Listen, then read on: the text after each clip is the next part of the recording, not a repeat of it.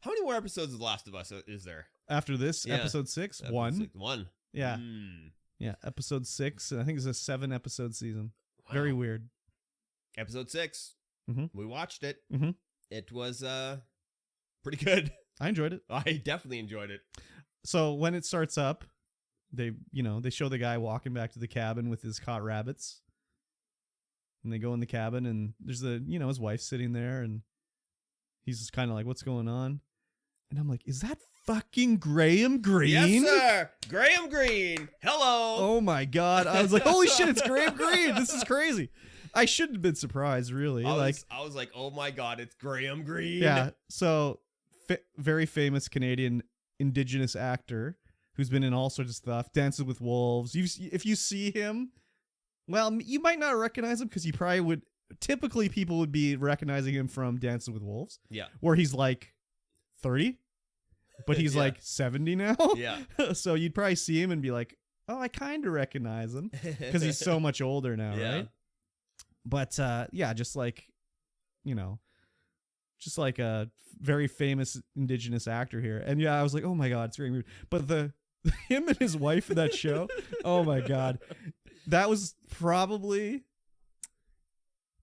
I gotta say, that was like the two realest characters in the whole show. Yeah. That was the highlight of the series for sure. The way they interact, I was like, this is the way two old married Indigenous people would act with each other. Yeah. Just from interacting with people, in my real life, the way they'd be like, you made him soup? And then, Ellie comes down and he's like, who's this psycho and everything? And he just, they look at each other, they laugh. I was just like, oh, this is great. It was too good. I thought that Joel and Ellie played a little too dickish in this scene. I think they should have realized, like, hey, these are just two senior citizens that are doing their own thing, But they were a little bit of a dickish there. But yeah, I was loving it. Yeah, it was so good. I was like, oh, and then they left. And I was like, oh, is that all we're gonna see of them now? Yeah, that's all we're gonna see of them. I know. Excuse me. Sorry. I mean, I didn't realize there was going to be like an Indigenous actor in the show, but I shouldn't have been surprised it was Graham Greene because like they filmed it in Alberta. Yeah, of course it's going to be. Of course it's going to be Graham Greene. So just legendary Graham Greene. Love him. Yeah, just hilarious. He was on Red Green as well, and Beachcombers. Yeah, there was a great scene on Red Green where they asked him if he'd seen Dances with Wolves as his character. He's like, that's an all right movie, but the native guy should have won an Oscar for his performance because he was nominated for an Oscar. Yeah, for that performance, but he didn't win. So, anyways, loved it a lot. Oh yeah, you can just tell this whole thing is shot in Alberta. Like everywhere you look, I'm like, yeah, that looks like Alberta. So, yeah.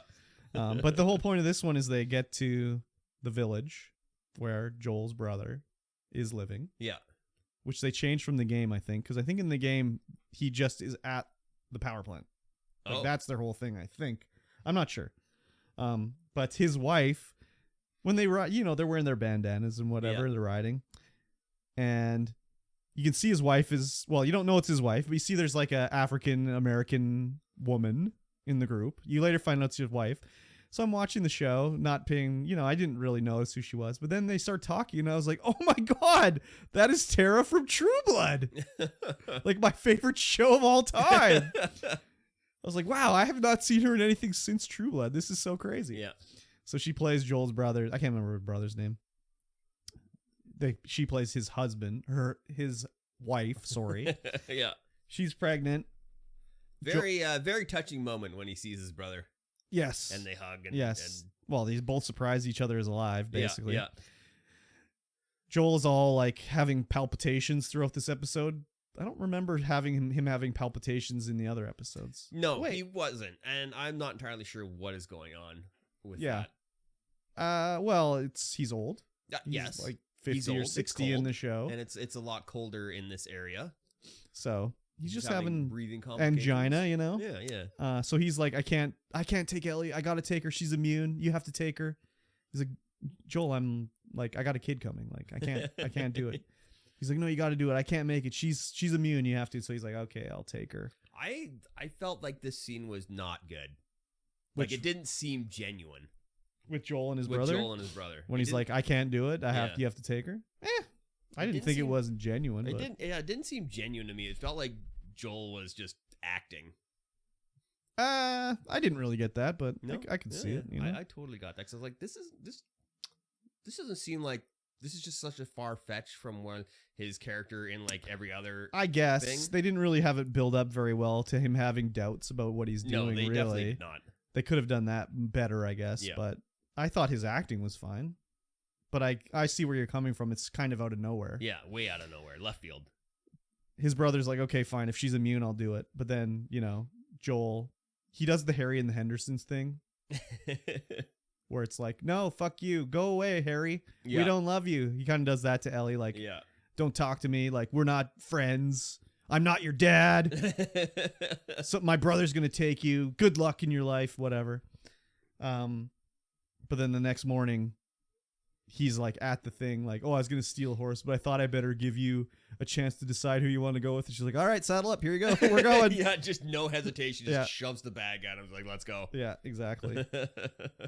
So they set off towards the city. What city are they going to? Kansas? I don't even know what city they're going to. I can't remember. But they're going to go with Fireflies at the university to do whatever with her blood. And Joel gets stabbed. He does get stabbed. And then he falls off his horse. Yep. And Ellie's like, I can't do this alone. Joel, I need you. Joel. Get up, Joel. So I'm super curious as to where they filmed in that village, like the village. So they have this whole village set up. Yeah. It's all completely walled off. It's all like old timey Western. Mm-hmm. They've got electricity. They've got from the power plant. They got running water and all that. I don't know if I haven't been there, but in downtown Calgary, there is like a heritage city that you can go to. That I went to when I was a kid. I don't know what it's called, but I definitely went to it. Could they filmed it there? Yeah, maybe. I don't know. But yeah, they were supposed to be in Jackson Hole, Wyoming, I think, at the foot of the mountains. But yeah, I don't know exactly where it was filmed. It looked. They're in Canmore. Oh, it was in Canmore, really? Yeah. Okay. I don't know where in Canmore that was because that did not look like Canmore to me. I've only really been on the main highway going through Canmore. Yeah. So the university was Calgary, and that small location there was Canmore. Okay. Interesting. I guess the mountains could have actually been there then if it was Canmore. Mm-hmm. So I was like, where did they blue screen these or green screen these mountains in from? But no, that they didn't. That was actual on-set location. That bridge, that was full location. Yeah. So that's interesting. Anyways, yeah, I've never been into like Canmore proper, so that's probably why. I've only ever been along the highway where it's like McDonald's and all that shit, gas stations.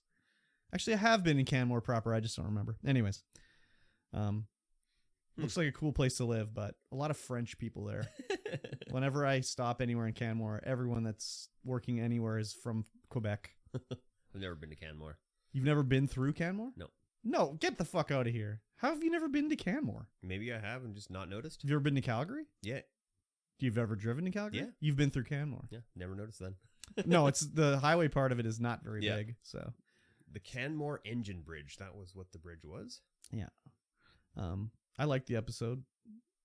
I thought it was good. Yeah, lots of emotion, lots of roller coaster. As it ended, I was like, "Fuck! I really just have to play the Last of Us, like to see the differences." Yeah. So then I googled it to be like, "Okay, how much time do I have before the season's over?" I was like, "Oh, there's one more episode." I was like, "I'll fuck it. I'll just do it in between seasons, I guess, so that I can play The Last of Us 2 before this next season comes out." Yeah.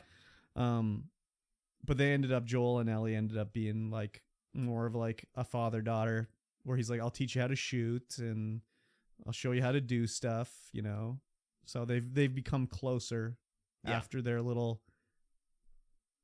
you know, Harry and the Hendersons moment. Yeah. Yeah. They, on the way to the university, well, the Fireflies place. Yeah. It is at the university. Yeah. They, grew a little bit closer. Yeah. As it were. Yep. To, you know, really ramp up the emotion when Joel gets stabbed and falls off the horse. Yeah. They also, like, as they're doing this whole traveling thing, they're, like, sleeping outside with, like, the thinnest sleeping bag of all time. They're not near the fire. I'm just like, these people would freeze to death immediately. Oh, yeah. Like, they don't have enough supplies to survive like this. No, definitely not. So, that part is just, like, whatever. But, I mean, what are they going to do? Have, like, giant sled they're pulling behind them with all the supplies they need to live with. Like, no, not really. That's it's a week's ride, they said, from Canmore to Calgary. Might not be wrong. Yeah, I wonder how close that is. It might not be wrong. The whole thing with the like, it's only 103 kilometers. Oh, okay, that's like a day or two. Yeah. The whole bad guys attacking them it was an interesting fight, anyways. You know, Joel snapping the guy's neck but getting stabbed. Yeah. Why did he pull the knife out? Leave the knife in. Oh, the broken baseball bat? Yeah, you leave that in. Yeah. You don't pull that out. No. You wait till you're away and then you pull it out. Only in movies you pull it out. Yeah, you just wait. Yeah. Until you're away, and then maybe you can take care of it. You get your supplies, get everything lined up. You don't just start bleeding out immediately. No. You're still going to bleed, and it's going to hurt a lot. You want to pull it out, but you leave it in. You leave it in. Because otherwise you're going to bleed out. Real quick. Joel should have known this. He should have known this, but it's TV, so they always pull it out in TV. I gotta wonder though, like maybe is Joel gonna live through season 2? Like, I mean, spoilers, in the game he gets killed, but like, does he want to do 2 shows at a time? Like he's doing The Mandalorian and this? I mean, they don't film at the same time. No, but I mean, I'm pretty sure they'd be done Mando now. Well, they are, but I mean, like, you know, it's a lot of work. Yeah. I mean, you just go show. Yeah, but make like, that bag. Yeah, I don't think he needs to be making that much more money. I think he's doing pretty good. He getting paid like $600,000 an episode or something. Oh wow, that's pretty good. Yeah, I don't understand how he came all of a sudden. He's like such a big deal. Like he's good. Yeah, but like why? I don't know. He was on an episode of Buffy the Vampire Slayer. It's just Pedro Pascal. Just but why? Out of nowhere, but why? Like he just Pedro Pascal. But why? How did he become the Mandalorian? I don't know. Someone was like, you. But like, why? They don't even show him in it. They could have literally had. I know they show him in one scene. That's it so far. Well, he's been in 2. Oh, 2, yeah. Because he takes off his helmet when he gets patched up by the robot, and then he takes off his helmet when he's like, "Please, Mr. Skywalker, take the child. Please, Mr. Skywalker." Yeah. Oh, he has to take off his helmet to put another helmet on when he's a guard. But you don't see that. No. Anyways, it's just weird to me. Like, what was he in that all of a sudden he became such hot shit? He was not. He wasn't nothing, but it was just like all of a sudden all I hear is like Pedro Pascal. Like Game of Thrones, I guess he was so cool in Game of Thrones. That was the turning point. Maybe. Because he was cool in Game of Thrones. Last of Us, Mando, The Unbearable Weight of Massive Talent. Okay. Narcos. Oh, that's the Nicolas Cage movie. Yeah. Narcos, Game of Thrones, Wonder Woman. Oh, maybe Narcos. I didn't see Narcos. Oh yeah, he is in the Golden Circle, Kingman. But the first thing I remember seeing him in was Buffy the Vampire Slayer. No, I don't remember him from that. Believe me, he wasn't a scene stealer, but it was Game of Thrones. Yeah. And I thought he was bad as fuck in that, but yeah, maybe that's where it came from. I don't recognize any of these other movies, but you know. We'll name them. I'll tell you if they're good. Sweet Little Lies. It sounds like a romantic comedy. Hermanas. Yeah. Sounds like Spanish language or something. I don't know. The Sixth Gun. Oh, he's in the Charlie's Angels remake. Oh God, that's unfortunate. I Am That Girl. No. Agenda. The Fight for America. No. House Comes with a Bird. Red Window. Exposed. Lights Out. Oh, Lights Out. He was in Lights Out. Is that the horror movie? Is it a horror movie? Good question. It's a boxing drama series. No, from never the FX seen it. Network. No, there was a movie called Lights Out. That's a horror movie that I was thinking of. He was in Dishonored 2. Oh, Voice in Dishonored 2? Yeah. Okay.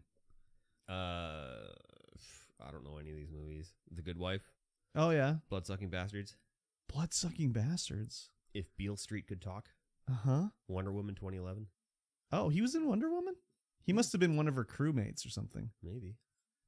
I don't remember. He must have been one of the World War I guys or whatever. Ed Indelicato.